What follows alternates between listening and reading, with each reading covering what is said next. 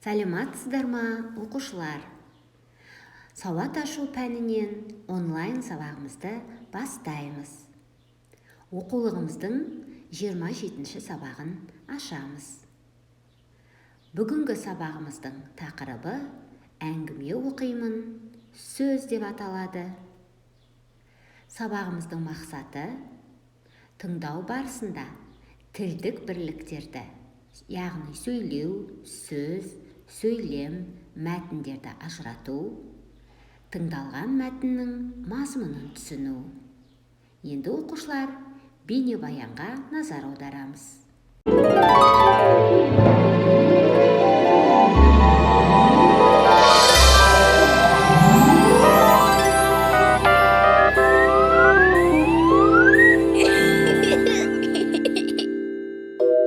Ай мектеп.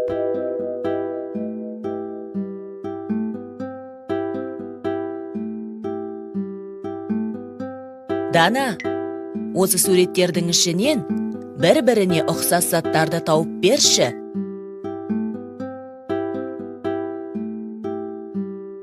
Ұқсас ештеңе де жоқ. Солай ма? Ендеше әр суреттен не көргеніңді айтып көрші. Бұрыш, ара, жаз, ұста, ара, ұста, бұрыш, жаз. Ара, бұрыш деп екі рет айттым ба? Ия, сен ұста, жаз деп те екі рет айттың. Ұста жұмыс деп жатыр. Тұтқаны ұстады. Жаз мезгілі. Маған хат жаз. Аға, олар неге бірдей аталады? Бір-біріне қатысы бар ма? Сеніңше қалай? Еш қатысы жоқ сияқты. Ия, бұларды әртүрлі мағыналы сөздер деп атайды. Барлық тілде де дыбысталуы бірдей, мағыналары әртүрлі сөздер кездеседі. Мысалы, бұрыш, ара, ұста, жаз. Менің атым Дана. Мынау менің атым.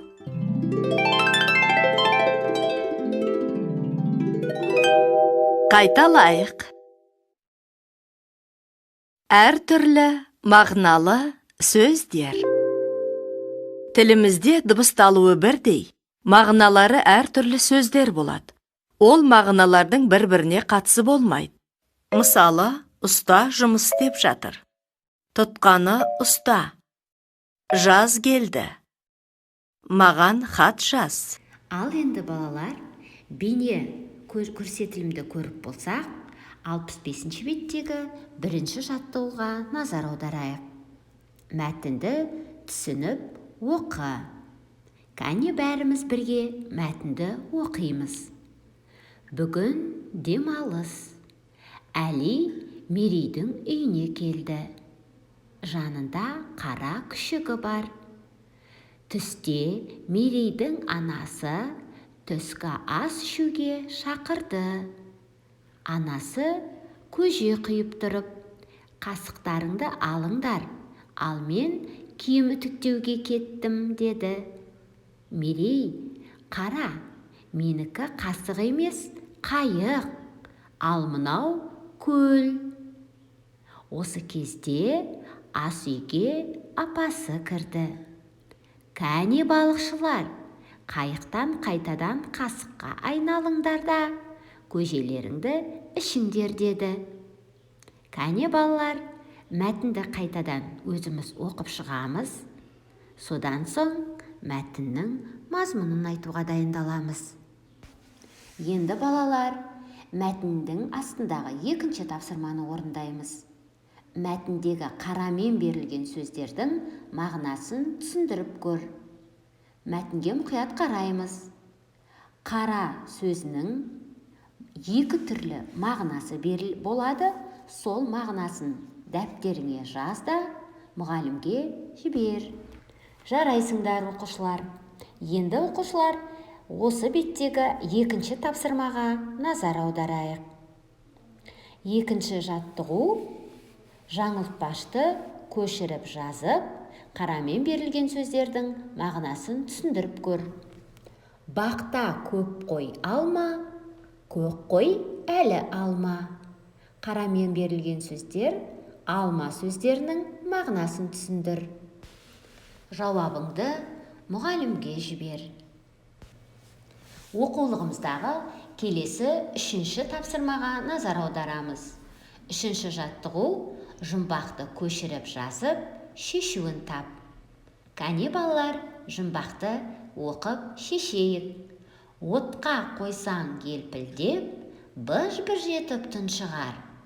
Тақиясы селкілдеп, танауынан бу шығар. Бұның жауабы не, балалар? Кәне ойланамыз. Және жұмбақты көшіріп жазып, жауабын астына жазамыз. Орындаған жұмысымызды мұғалімге жібереміз. Енді балалар, 64-ші беттегі 4-ші жаттығуға қараймыз. Кәне суретке мұқият қараймыз. Суреттегі алмаларды салыстырып сипатта.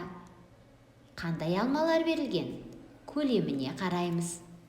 Және кірпінің ініне қай алмалар кіре алатынын ойланып айтамыз.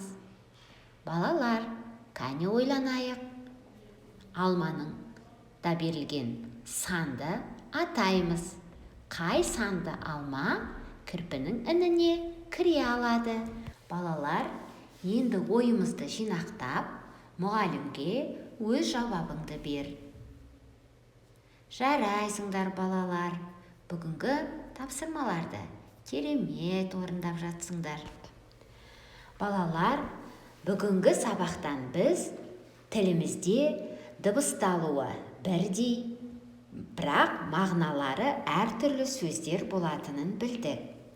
Мысалы, ұста деген сөзді алатын болсақ, ұстаның 2 мағынасы бар. Бір мағынасы ұста жұмыс жасап жатыр деген адам сөйлемінде ұста бұл адам. Ал тұтқаны ұста сөйлемінде ол зат, яғни есіктің тұтқасы. Айтылуы бірдей болғанмен мағыналары әртүрлі. Ал енді келесі сөйлемге қарап көріңдер. Жаз келді. Бұл сөйлемде жыл мезгілін білдірсе, маған хат жаз сөйлемінде жазылған хат жөнінде айтады.